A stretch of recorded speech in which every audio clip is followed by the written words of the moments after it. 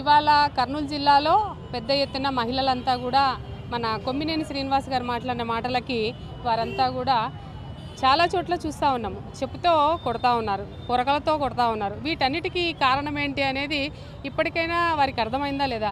భారతదేశంలో పుట్టినటువంటి ఒక బిడ్డ ఎవరైనా తల్లి లేకుండా జన్మ అంటూ ఉండదు కదా. అలాంటి తల్లినే వేశ్యగా చిత్రీకరించడము, మాటలు అనడము, అలాగే మహిళల మీద ఎన్నో రకాలైనటువంటి దుష్భాషలు మాట్లాడుతూ, పరుషమైన మాటలు మాట్లాడుతూ, వాటి బొమ్మలను వేరే రకంగా పెట్టుతూ చాలా కాలం నుంచి కూడా, గత ప్రభుత్వం ఉన్నప్పటి నుంచి కూడా ఇది ఆనవాయితీగా తీసుకొస్తూ ఉన్నారు. ఎంతమంది మహిళలు ఆ వేదనకు గురి చేసి వారి ఉసురు వీళ్ళకి తగలదా అన్న విధంగా ఇవాళ ఈ మహిళలంతా కూడా వాళ్ళకి సపోర్టుగా ఇంత పెద్ద ఎత్తున రావడం అంటూ మీరంతా గమనించాలి. ఇప్పుడు మహిళ ఉన్నతి కొరకు పాటుపడాలని చెప్పి ఎంతో కష్టపడుతున్నారు ఎన్డీఏ కూటమి. అక్కడ సెంట్రల్ గవర్నమెంట్లో అయితేనేముంది, ఇక్కడ రాష్ట్ర ప్రభుత్వం అయితేనేముంది.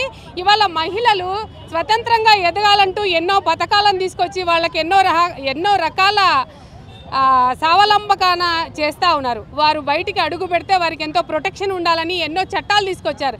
ఎన్ని చట్టాలు తీసుకొచ్చినా, ఎంత ప్రొటెక్షన్ ఇచ్చినా ఈ దుర్మార్గుల ఆగడాలు మాత్రం ఆగటం లేదు. వీటికి పర్యవసానం రేపు పొద్దున తప్పకుండా ఎన్డీఏ కూటమి త్వరలోనే సమాధానం చెప్తుంది. ఇప్పుడు అనిత గారు, సరిత గారు, సునీత గారు, గౌరీ చరిత గారు, ఇలా ఎంతోమంది జిల్లాల్లో ఉన్నటువంటి, రాష్ట్రంలో ఉన్నటువంటి మహిళలు ఎమ్మెల్యేలు ఎంతమంది ఉన్నారు.